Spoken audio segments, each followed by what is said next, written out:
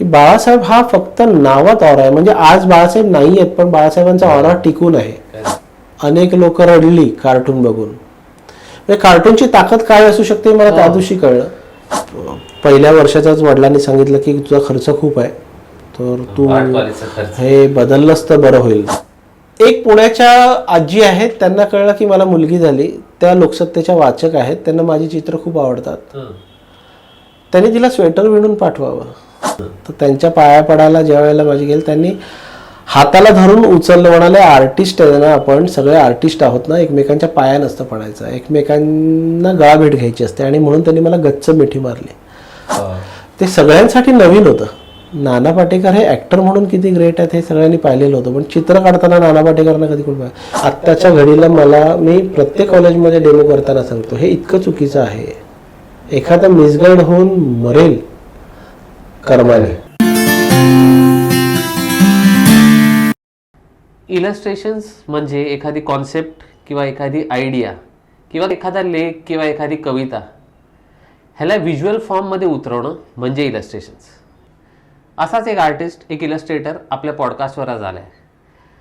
त्याला तुम्ही चेहऱ्याने ओळखत नसाल पण ह्याची चित्र तुम्ही नक्कीच पाहिली असतील किंवा मराठी वाचकांनी तर ह्याची चित्र 100% पाहिली असतील. आज आपल्या पॉडकास्टवरचे गेस्ट आहेत Nilesh Jadhav. Nilesh, thank you so much की तू एवढं तुझ्या बिझी शेड्यूलमधनं वेळ काढून आज इथे आमच्यासाठी आलायस. इथे येण्याचं कारण, मूळ कारण, उपेंद्रनी मला फोन केला आणि मी त्या दिवसात गेलो ज्या दिवशी उपेंद्र मला भेटला.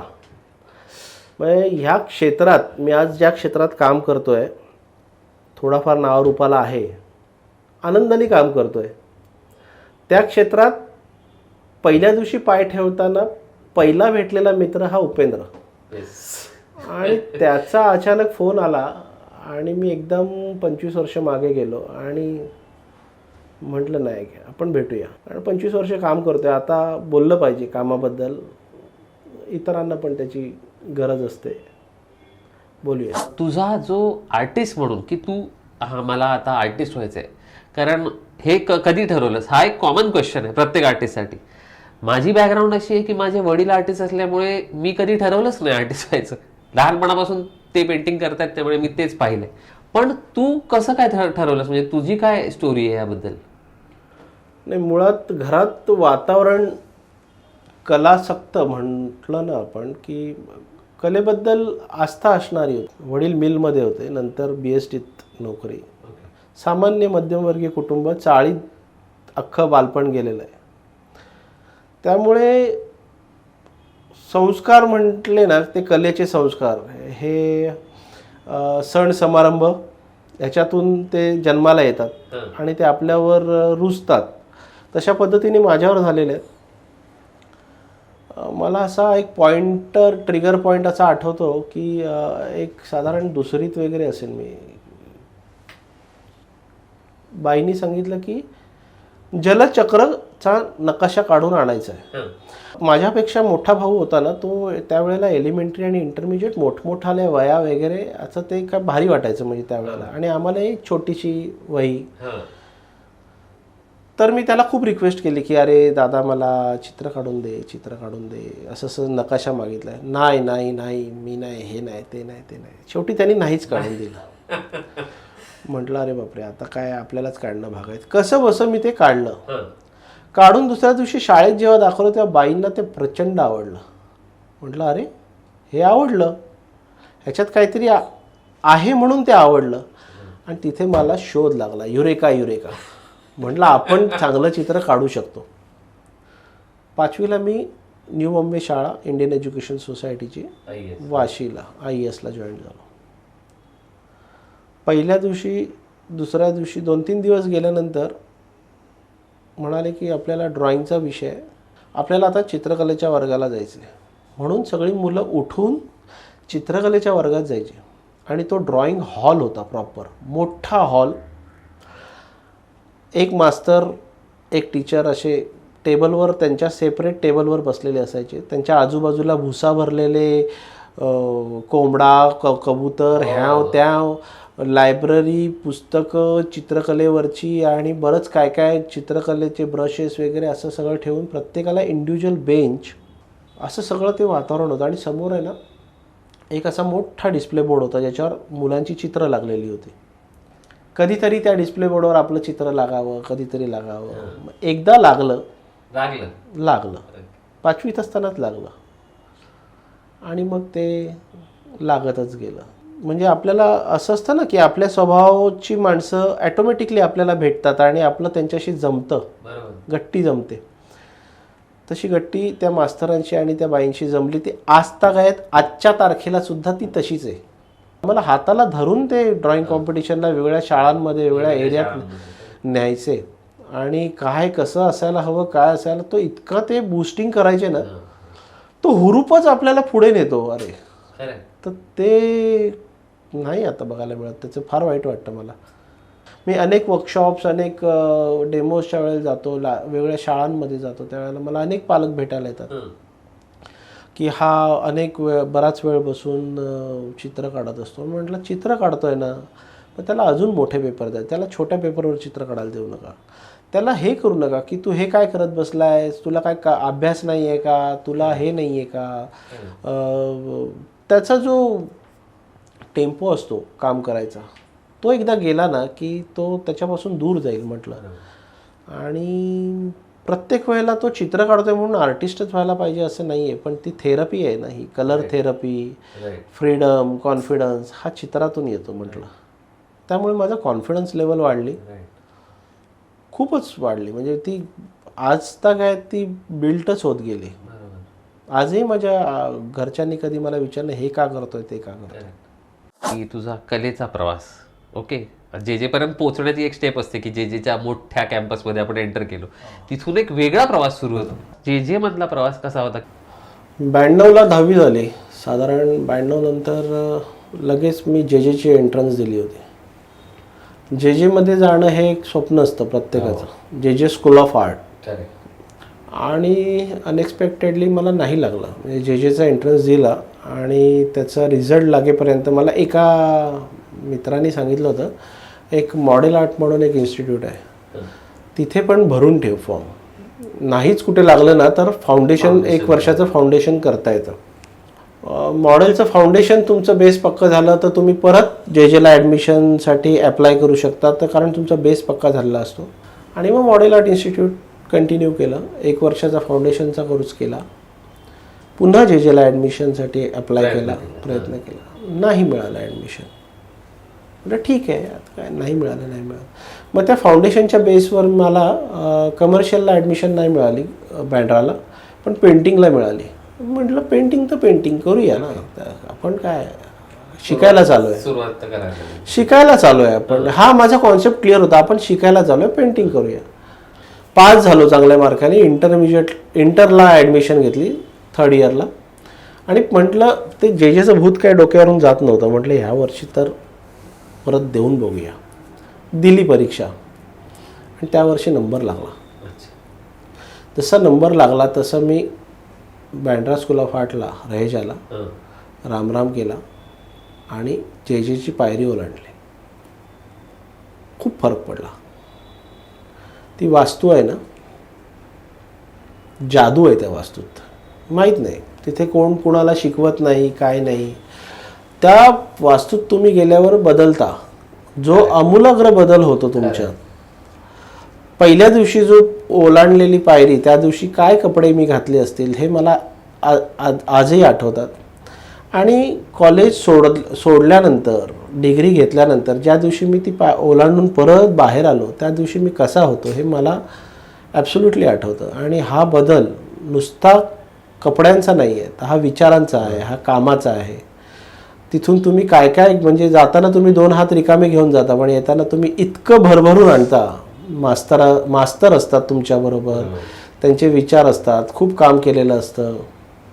आणि ते काय म्हणजे काय म्हणतो ना आपण, एक प्रातिनिधिक स्वरूपात आपण ते कॉलेज सोडलं असं म्हणतो, पण ते कॉलेज काही सुटत नसतं. ते आजही सुटत नाही. खरं म्हटलं तर मनाने मी काही कॉलेजच्या बाहेर नाही आहे आता अजूनही, पण कॉलेजच्या बाहेर असलो तरी मनाने मी अजून कॉलेज. हा पहिलं कॉलेज बाहेर होता, आता ते आत आहे.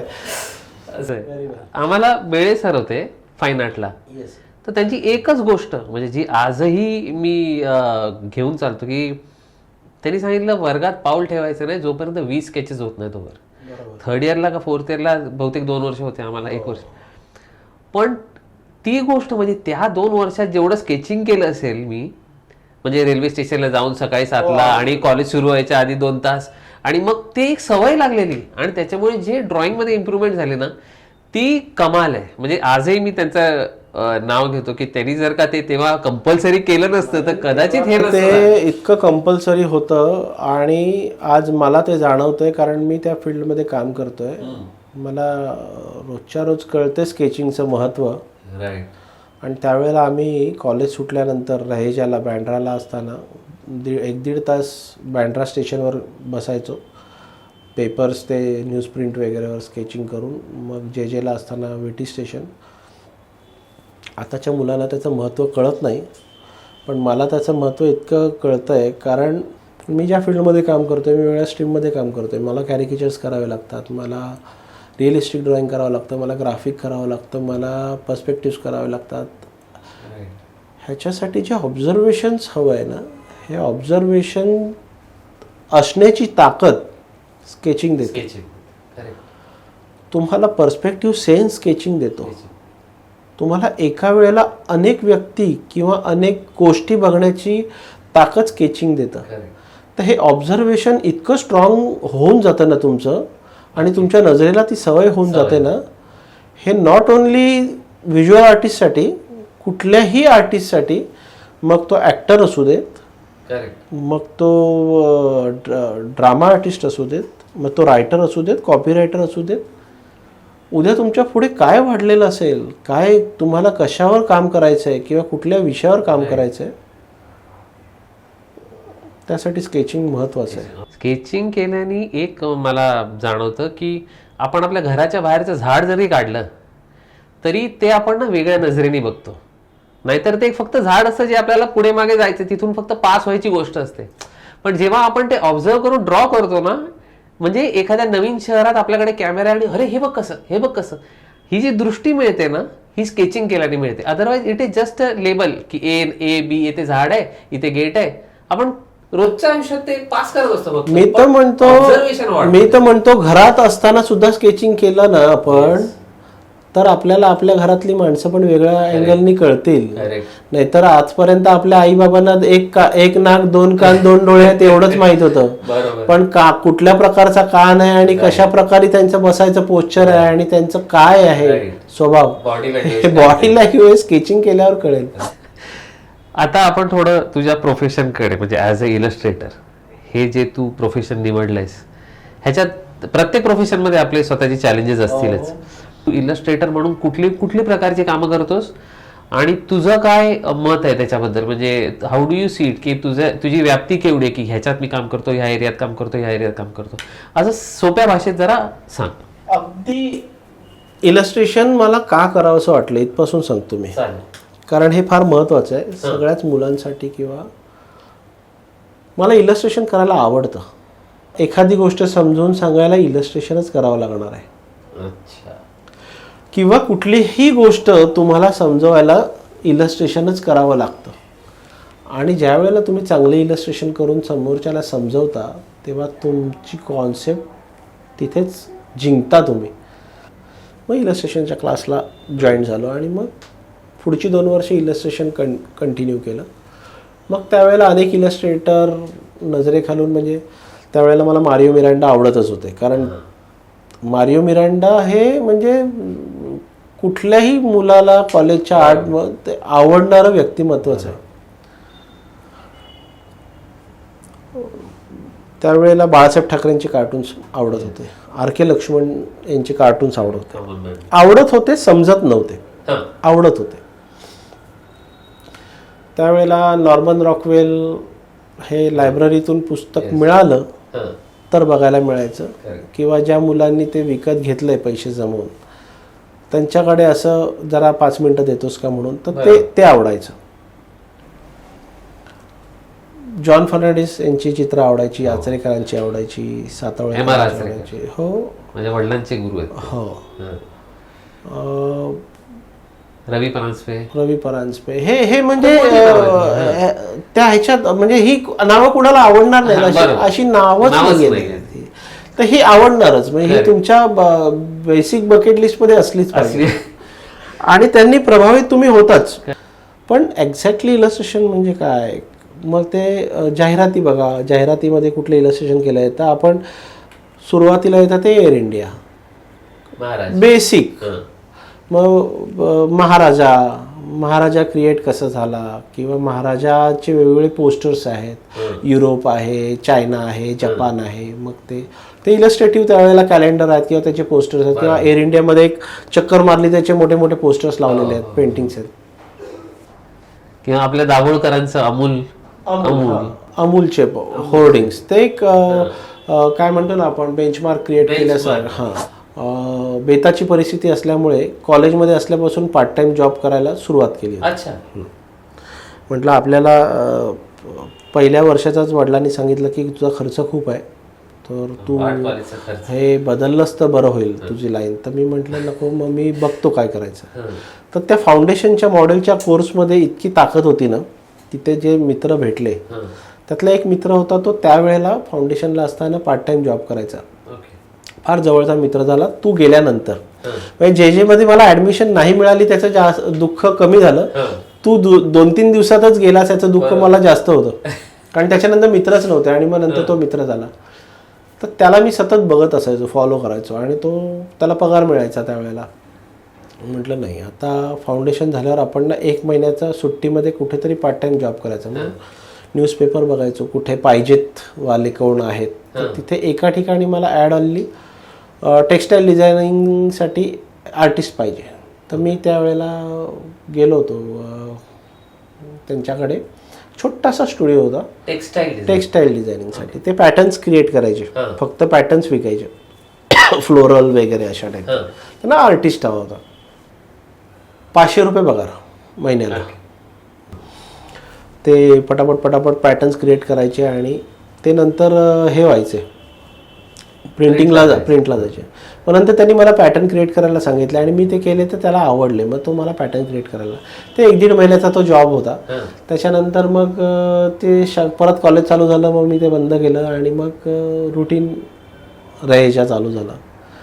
आणि मग ते करत असताना फ्रीलान्सिंगची कामं ह्याची त्याची, जसं मी मग अशी म्हटलं की ह्याचं पोर्ट्रेट कर, त्याचं पोर्ट्रेट कर, रांगोळी, गणपती डेकोरेशन्स, गणपतीचे पडदे रंगवा, ह्याच्यातून जे पैसे मिळाले त्यांनी आमचं वर्षभराला आम्हाला तगवलं, आमची बोट तगवली. आर्ट कॉलेजमध्ये हा एक ऍडव्हान्टेज असतो, साइड बाय साइड काम करायचं. आता मी काय करायचो, सुट्टीत फॅन्टसी लँड नावाची एक जागा होती, आता नाहीये, तर तिथे जाऊन खुर्ची टाकून पोर्ट्रेट्स करायचे, जे आता जहांगीरच्या बाहेर. पण त्याच्याने हात एवढा साफ होतो की एक उठला की दुसरा बसतोय.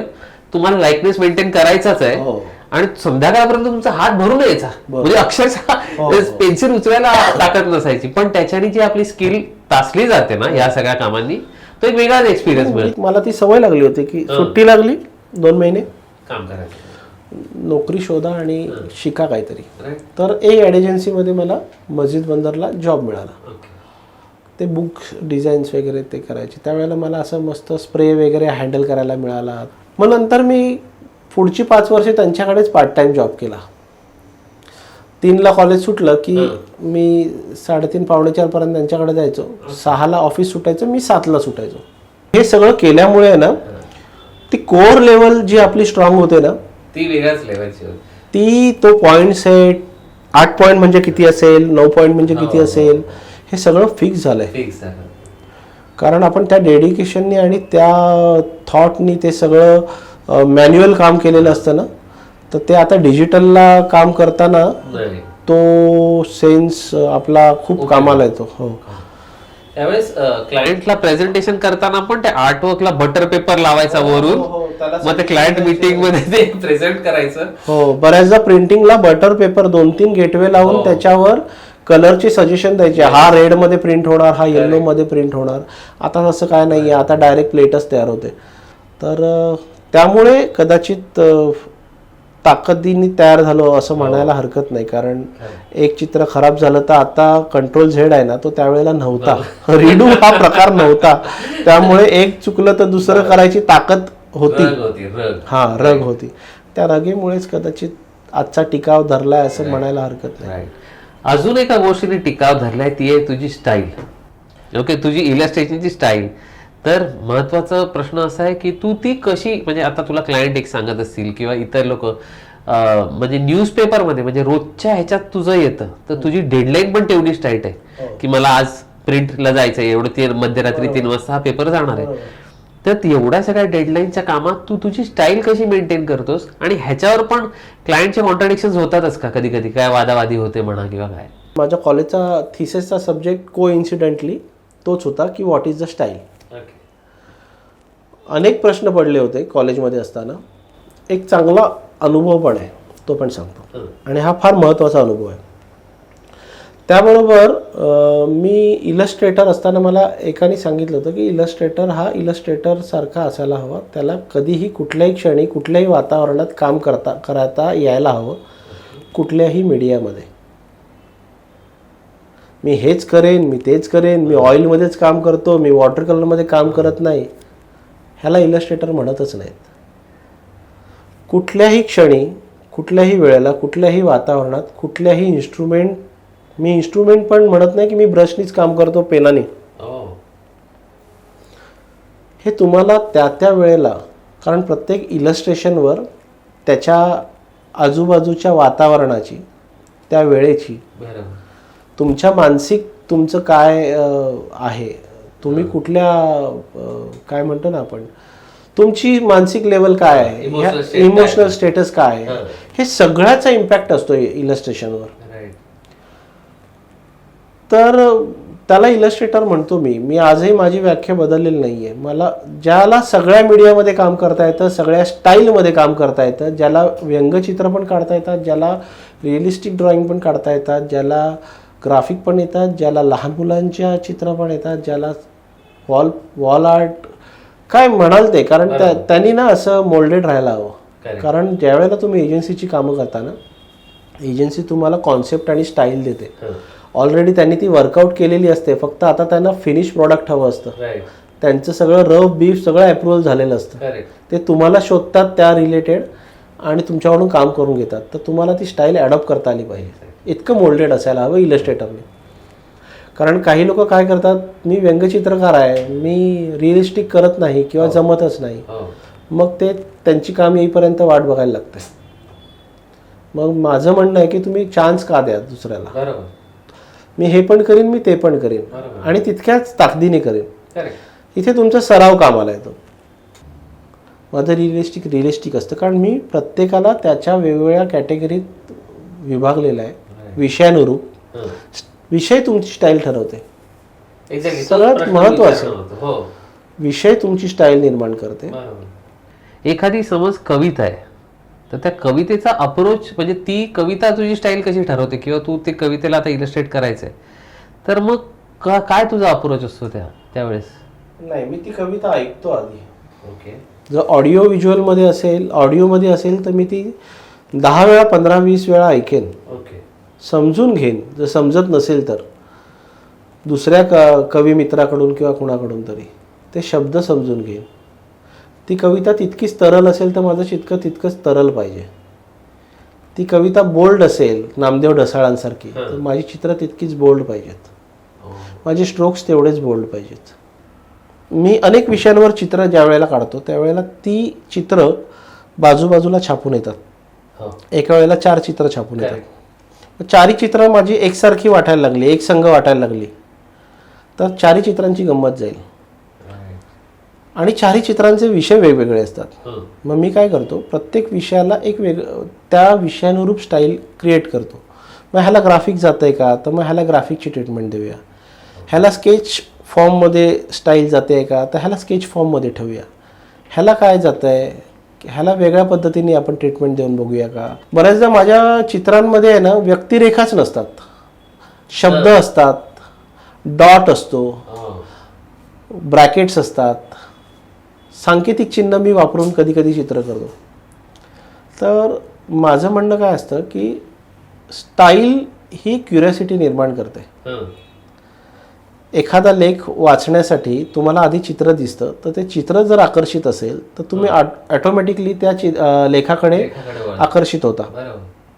तसंच वेगवेगळ्या विषयांचं आहे.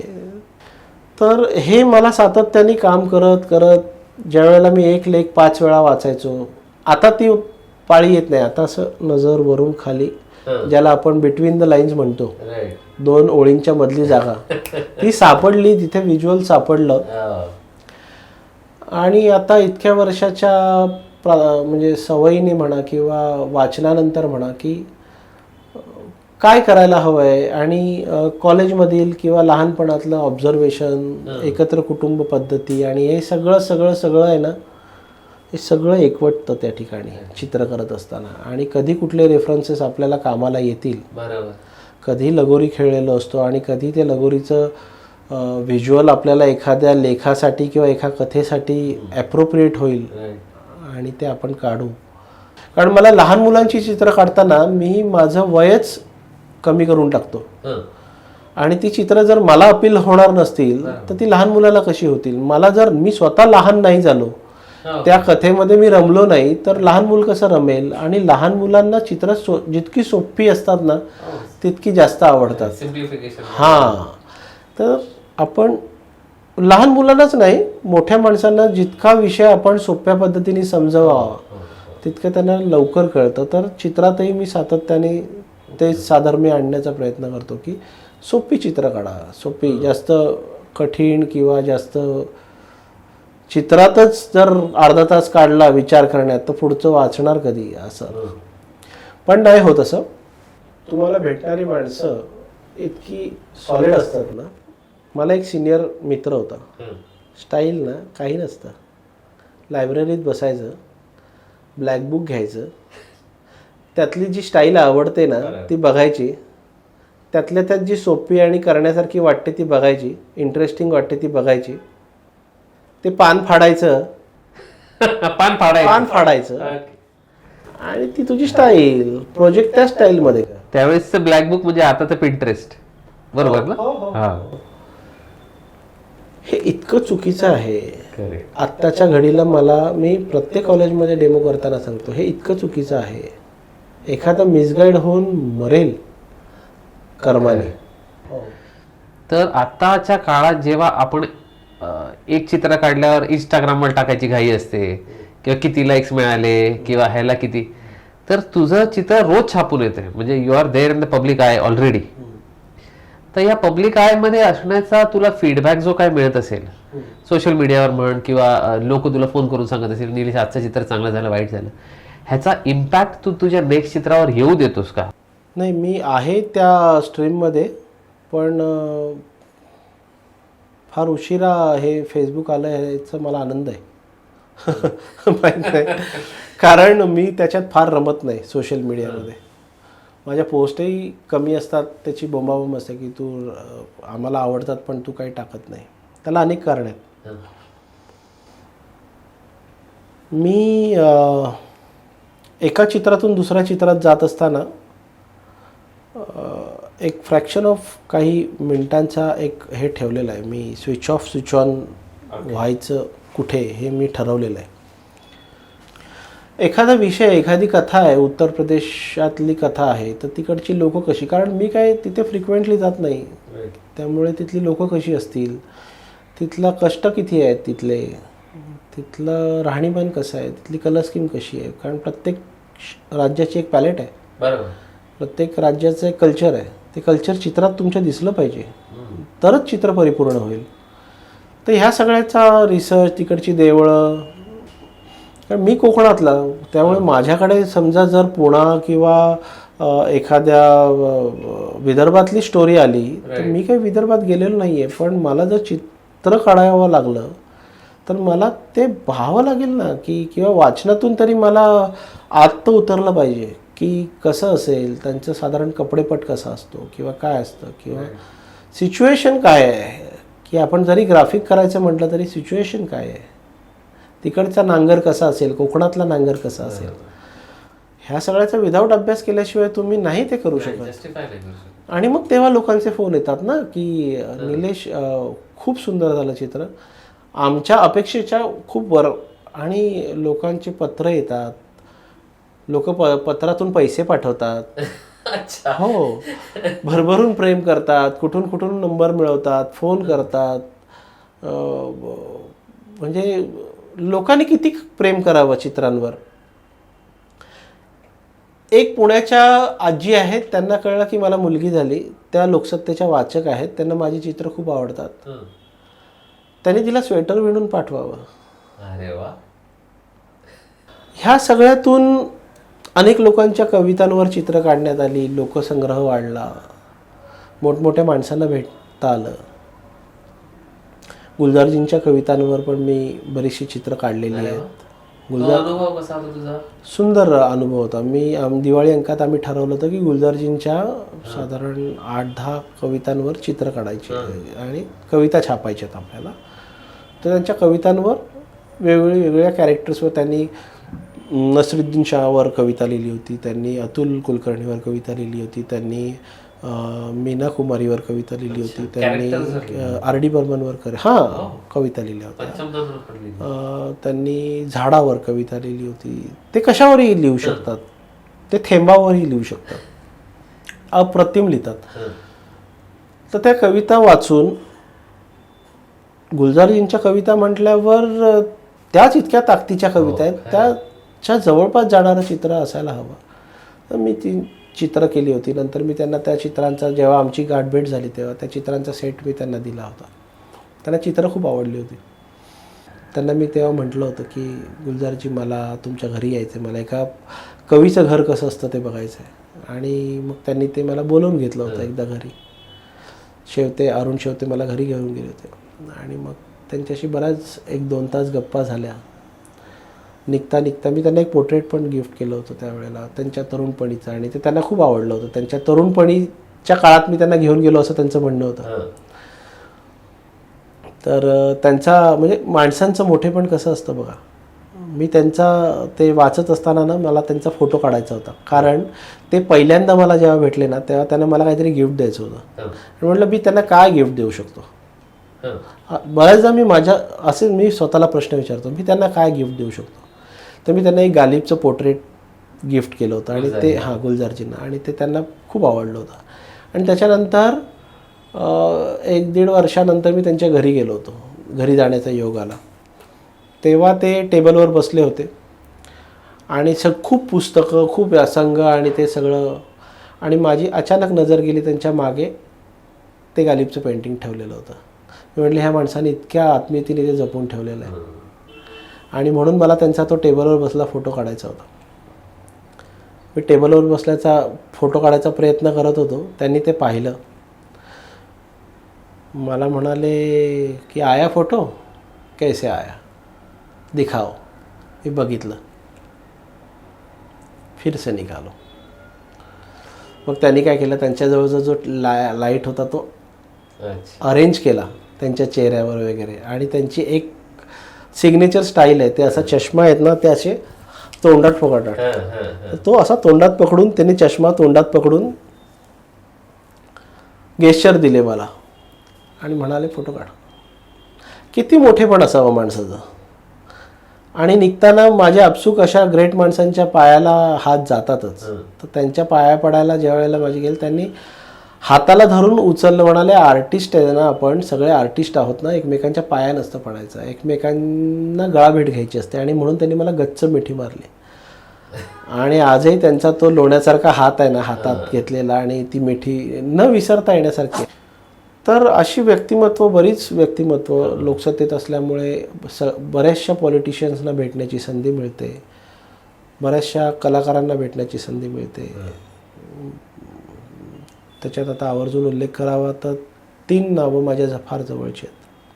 अमिताभ बच्चन यांच्या घरी जाऊन त्यांचं व्यंगचित्र करण्याची संधी मिळाली, आणि त्यांच्या घरात माझे 3 ते 4 कामं आहेत. त्यांच्या एक भिंत आहे त्यांची, त्या भिंतीवर त्यांना ज्यांनी व्यंगचित्र, स्केचेस दिली, त्यांनी ते आवर्जून त्या भिंतीवर डिस्प्ले केलेले आहेत. त्यांच्याकडून बऱ्याच गोष्टी शिकता आल्या. नाना पाटेकर ऑफिसमध्ये आले असताना ते सगळ्यांना भेटत इजल वगैरे बघून ते माझ्याकडे आधी लगेच आले, काय रे काय करतोस वगैरे वगैरे, खांद्यावर हात टाकून. म्हटलं तुम्ही बसणार ना आता, तर मी चित्र काढणार तुमचं बघा. हो का, मग काय जे कुठे आहेस कॉलेजला, जे काय, अरे वा तो आपल्या कॉलेजचा माणूस आहेस वगैरे. म्हटलं हो, विचारे सरांचा स्टुडंट. अरे वा वा वा, नरेंद्रचा स्टुडंट का, अरे मित्र आहे तो आपला. मी म्हटलं हो माहिती आहे, सगळं माहिती आहे मला. बरं बरं बरं बरं. भेटलो. मग नंतर मी त्यांचं स्केच केलं, दिलं आणि मी खाली सही करतो माझी, ती सही केली होती. आणि मग नंतर मी ते केल्यावर त्यांची ऑटोग्राफ घ्यायला जातो त्याच्यावर. मला म्हणाली ही सही कुणाची आहे. मी म्हटलं ही माझी सही आहे. अच्छा, ती लोकसत्तेतली सगळी चित्र तू करतोस का. मी म्हटलं हो. मग त्याच्यानंतर मिठी मारणे, पप्पी घेणे, काय काय काय काय काय काय विचारायची सोय नाही. म्हटलं मी तुमच्याकडे ॲज अ ॲक्टर म्हणून बघतच नाही आहे, तुम्ही ग्रेट ॲक्टर आहातच. मला नाना पाटेकर, नाना म्हणजे आमचा जेजेचा नाना, एवढंच मला माहिती आहे. तर माझ्यासाठी तुम्ही एखादं चित्र काढावं अशी माझी अपेक्षा आहे. कारण नाना अप्रतिम कॅलिग्राफी करतात, त्यांचं स्पेशलायझेशन टायपोग्राफी होती, आजही करतात. नाही रे नको रे, असं रे तसं रे करून ते ऑफिसमधली सगळी पब्लिक बसलेली होती. नाही रे आता कुठे. म्हटलं नाही नाना प्लीज.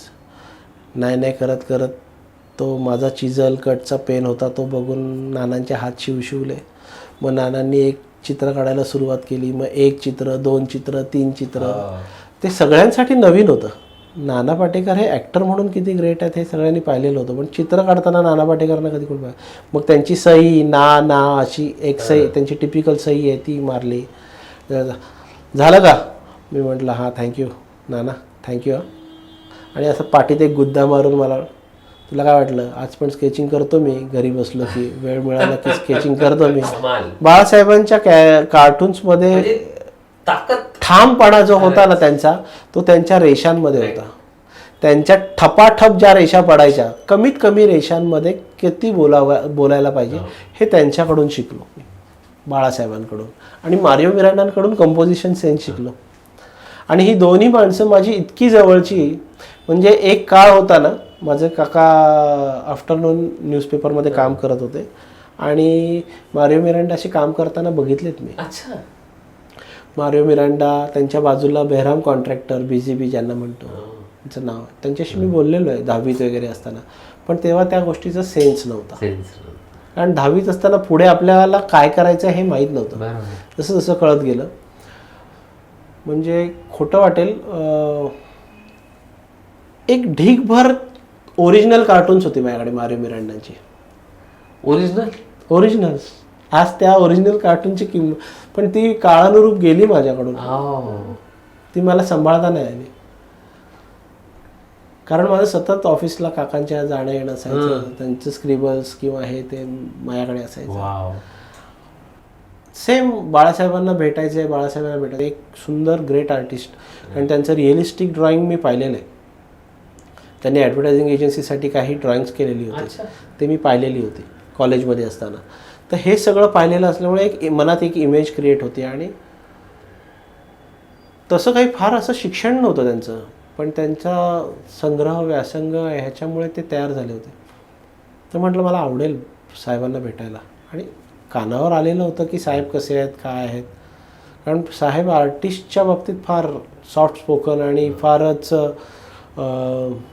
काय म्हणतो ना आपण, मृदू होते ते.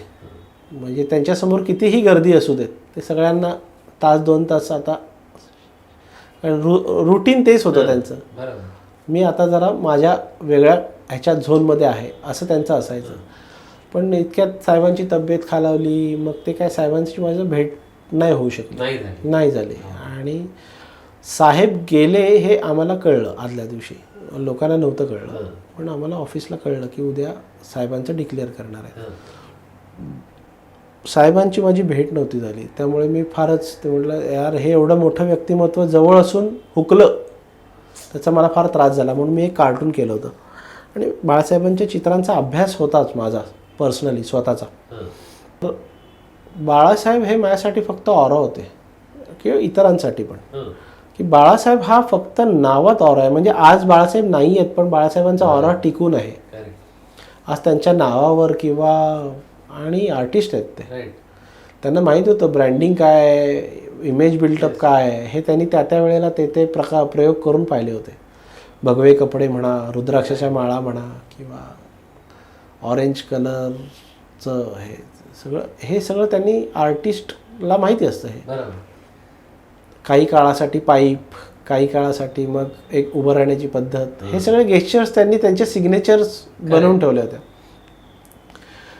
तर म्हटलं काय असेल, तर म्हणून मी म्हटलं की बाळासाहेबच नाही काढायची कुठे, कारण मला माहिती होतं की सगळेजण आहेत ना बाळासाहेबांची चित्र काढणार, आणि मला नाही आवडली होती ती, कुणीच काढलेली चित्र नाही आवडली होती. मला पहिल्यांदा मी केलेलं काम आवडलं होतं, मला बाकीच्यांची कामं नाही आवडली. काय केलं होतंस तू?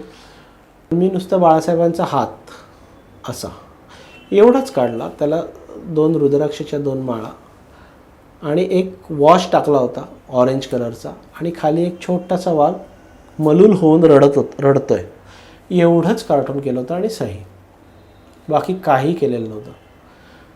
आणि ते मी सवयीप्रमाणे आमच्या साहेबांना पाठवलं, ऑफिसमधल्या एका दोघांना पाठवलं, आणि अचानक मला 4 वाजता फोन आला. सकाळी केलं होतं. कुठे आहेस तू? मी म्हटलं मी घरी आहे. ऑफिसला येऊ शकशील? मी म्हटलं का? नाही, ते चित्र बऱ्याच जणांना फार आवडले, त्याचं जॅकेट करायचं चाललं आहे, तर तू ऑफिसला येऊ शकशील का? ती प्लेसमेंट बघ.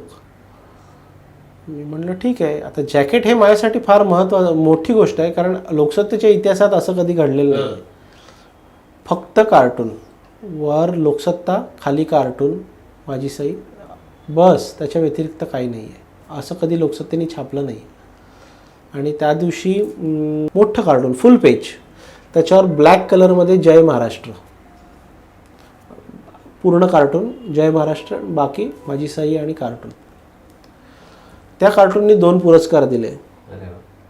ते कार्टून दुसऱ्या दिवशी इतकं गाजलं, मला अनेकांचे फोन आले, अनेक लोक रडली कार्टून बघून. म्हणजे कार्टूनची ताकद काय असू शकते मला त्या दिवशी कळलं. मी त्या दिवशी अंत्ययात्रेत होतो, तिथे बरेच जणांनी मला सांगितलं निलेश भारीच होतं, आणि चित्राची ताकद तिथेच कळते. नंतर मला नांदेडमधून फोन आले, बाहेरून फोन आले. म्हणजे त्या कार्टून ई पेपर असल्या कारणाने सॉफ्ट कॉपी इझिली ॲक्सेस होते. मला नांदेडमध्ये 40 फुटाचं होर्डिंग होतं त्याचं, नुसतं कार्टून.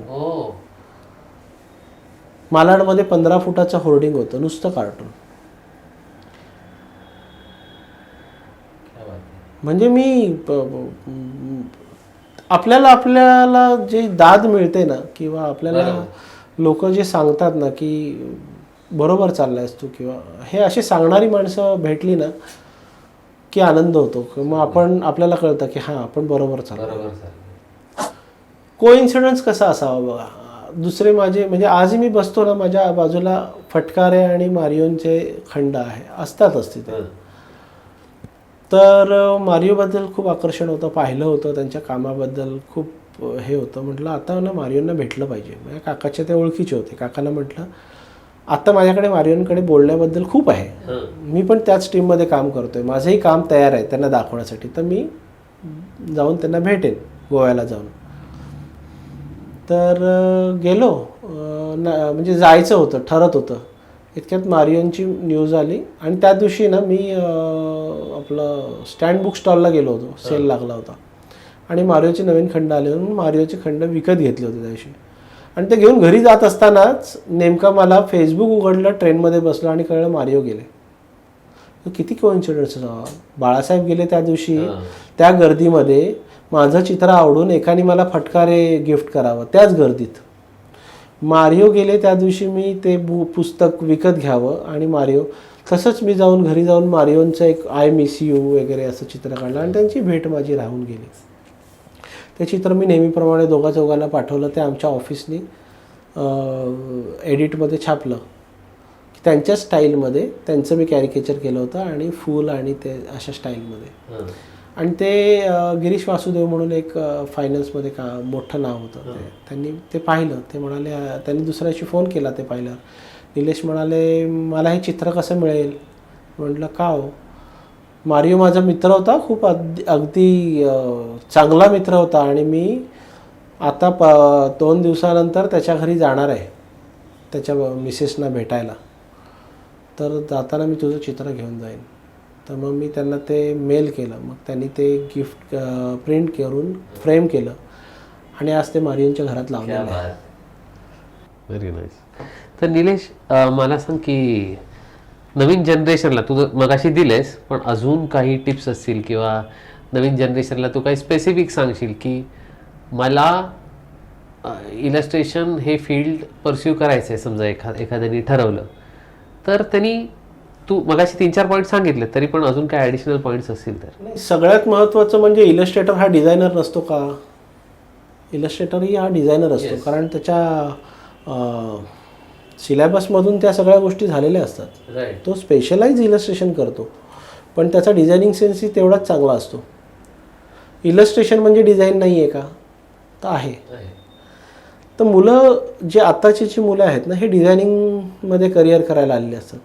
त्यातला एखाद दुसरा मुलगा इलस्ट्रेटर होतो, एखाद दुसरा. कारण माझ्या बॅचमधला पण 1-2-3 मुलंच इलस्ट्रेटर झाली, बाकीची नाही झाली. ज्यांनी इलस्ट्रेशन घेतलेलं ती पण नाही झाली.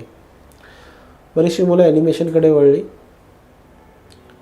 तर तुम्ही समज करून घेऊ नका. हे माझं आत्ताच्या जनरेशनला सांगणं आहे की हे म्हणजे हेच, हे म्हणजे हेच.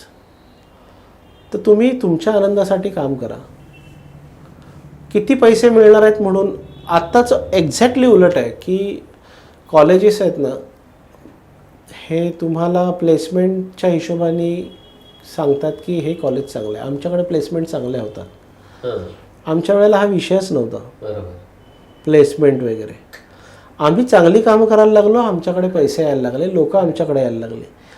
आजही परिस्थिती बदललेली नाही आहे. तुम्ही जर चांगलं कामच केलं नाही तर तुमचा टिकाव धरणं कठीणच आहे. मग ते कुठेही असू देत, तुम्ही फार काळ टिकू शकत नाही. आणि तुम्हाला फार काळ टिकण्यासाठी तुम्हाला मेहनतही घेतलीच पाहिजे. आणि इनिशियल लेवलला जर मेहनत घेतली तर पुढे तुम्हाला अजून एक्सप्लोअर करता येतं, जे मला आजही जाणवतं. मी आजही मुलांच्या कॉलेजेसमध्ये डेमोसाठी वगैरे गेलो ना, सगळ्या मुलांच्या समोर मी सांगतो मला ह्याच्यात अजिबात कुठेही कमीपणा वाटत नाही. मुलांना सांगतो मी जे काढतोय ते सगळंच बरोबर आहे असं नाही आहे, त्याच्यात चुकीचं असू शकतं. तुम्ही सांगा कशा पद्धतीने असायला हवं. मला कदाचित तुमच्याकडून काहीतरी शिकता येईल किंवा तुम्हाला माझ्याकडून काहीतरी शिकता येईल. आपण कम्युनिकेट करू. कम्युनिकेशनमधून खूप गोष्टी सोप्या होतील. AI, आर्टिफिशियल इंटेलिजन्स अशी एक लाट म्हणावी, तर ती लाट आता आपल्या इंडस्ट्रीत येते. ओके, सगळ्या इंडस्ट्रीत येते, पण इलस्ट्रेशन ह्या क्षेत्रातही ती लाट आलेली आहे. ओके, तुम्ही टाईप करा आणि तुम्हाला ती गोष्ट मिळते. तर ते आता स्टील इमेजेसला ऑलरेडी आलेलं आहे बऱ्यापैकी. तर ते तू कसं काउंटर करणार किंवा कसं तू त्याला स्वतःच्या कामात इन्कॉर्पोरेट करणार आहेस, और how do you look at it? मुळात मी आहे ना, माझा स्वभाव आहे ना हा एक्सपेरिमेंटल वर्ककडे जास्त आहे. मी अनेक माझ्या प्रश्नांची उत्तरं ही एक्सपेरिमेंटमधून शोधलेली आहेत. आज झाडूच्या काठीने चित्र काढून बघ, आज ब्रशच्या मागच्या टोकाने चित्र काढून बघ, आज तुटलेल्या फळकुटाने चित्र काढून बघ. प्रत्येकाचे वेगवेगळे डायमेन्शन्स आहेत आणि त्याच्यातून मला वेगवेगळे परिणाम साधलेले आहेत. ब्रशनी काढून बघ किंवा पाण्याने लिक्विड कलर्सनी मोठे मोठे स्ट्रोक्स करून बघा काय. तर ह्या गोष्टी ज्या एक्सपेरिमेंट आहेत ना, ह्या एक्सपेरिमेंटमधून माझं स्टाईल किंवा माझी चित्र डेव्हलप झाली आहेत आणि मी तशी ती वापरली आहेत. काही चित्रांमध्ये मी नुसते स्ट्रोक टाकलेले आहेत. AI ला तुम्ही काय सांगणार? म्हणजे AI आहेच. AI ला मी मॉन्स्टर मानत नाही. AI हा मित्रच आहे.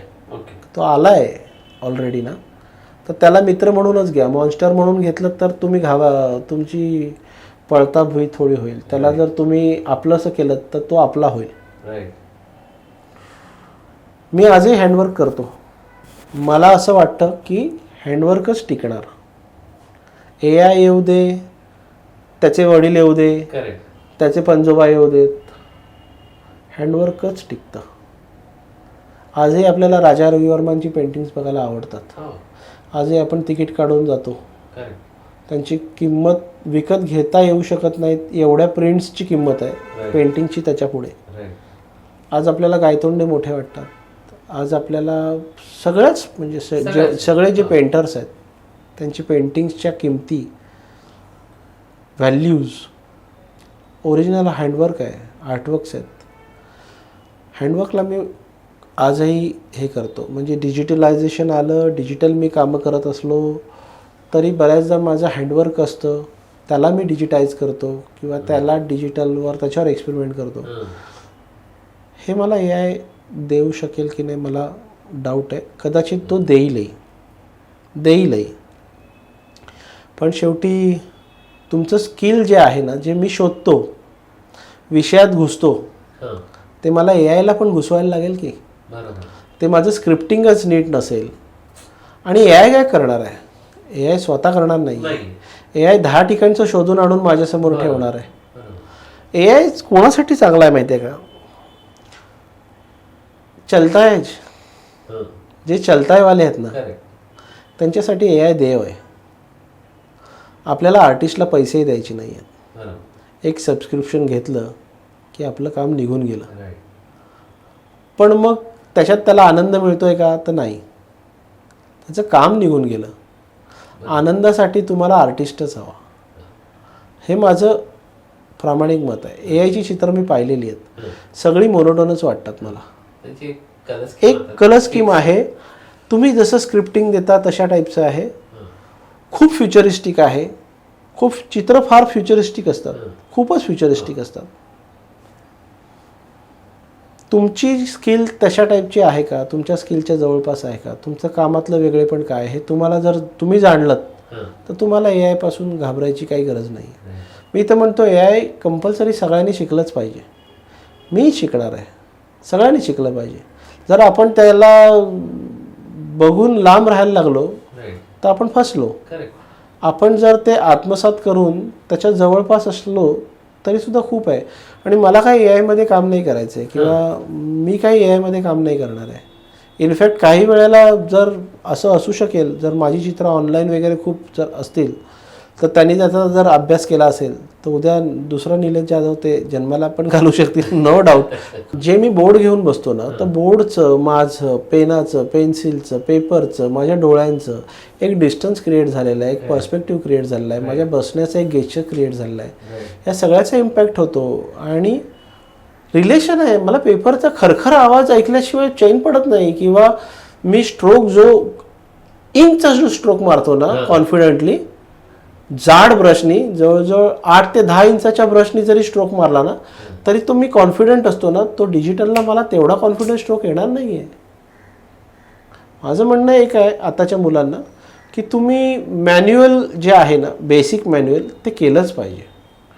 तुमचं relation paper, pencil, brush, ink सगळंच डिजिटल व्हायला पाहिजे. पण पिवळा कलरचा फ्लो टाकल्यावर त्याच्यात रेड कलरचा फ्लो आपण ज्या वेळेला सोडतो तेव्हा तो काय फ्लोनी जातो आणि त्याचे किती कलरच्या डायमेन्शन्स बदलतात ना, हे डोळ्यांनी बघण्यासारखं सुख नाही आहे. ते तुम्हाला आयपॅड नाही देत. आयपॅड डायरेक्ट ठक मिक्स झालेलाच इम्पॅक्ट देतो. तर ते कितपत टिकणार आहे आणि त्याच्यातून तुम्ही किती टिकणार आहात की तुम्ही किती सर्वाईव्ह होणार आहेत, हा ज्याचा त्याचा प्रश्न आहे. म्हणजे असं म्हणू शकतो का की AI ला हे आर्टवर्क तयार कर हे सांगायला तुम्ही आर्टिस्ट पाहिजे पहिले. आर्टिस्ट तुम्ही ताकदीचे हवे. पण माझं म्हणणं AI हे टूल आर्टिस्टनी वेगळ्या अँगलनी वापरलं पाहिजे. म्हणजे माध्यम म्हणून वापरलं पाहिजे. आर्ट तुमचंच असणार आहे पण तुम्हाला सपोर्ट म्हणून AI तुम्ही घेताय. जसं फोटोशॉप आहे, इतर इलस्ट्रेटर आहे, हे तुम्हाला सपोर्ट करतायत ना, तुम्ही सपोर्टिव्ह म्हणून वापरताय. तर ते सपोर्टिव्ह म्हणून वापरलं पाहिजे. ज्या दिवशी AI तुम्हाला वापरायला लागेल किंवा आयपॅड तुम्हाला हँडल करायला लागेल ना, त्या दिवशी तुमचं लॉस आहे. त्या दिवशी तुम्ही संपलात. एखादं पेंटिंग मी करायला घेतलंय आणि मी कुठलाही विचार न करता पेंटिंग करायला घेतलं आणि जसं जसं ते पेंटिंग डेव्हलप होत जातं आणि ते जे दिसत जातं डेव्हलपमेंट आणि त्याच्यातनं जी निर्मिती, त्याच्यासारखा आनंद नाही. आणि तो आनंद तुम्हाला AI नाही देऊ शकत. AI तुम्हाला हे देईल, ऑप्शन्स देईल. ऑप्शन्स आणि निर्मितीमध्ये फरक आहे. तर निलेश, आपण या नोटवर हा पॉडकास्ट एंड करतोय. तू एवढा तुझा मौल्यवान वेळ काढून इकडे आलास, थँक्यू सो मच. आणि तुम्हाला जर का हा पॉडकास्ट आवडला असेल तर प्लीज लाईक करा, शेअर करा, सबस्क्राईब करायला विसरू नका. भेटूया पुढच्या पॉडकास्टमध्ये. थँक्यू. थँक्यू निलेश.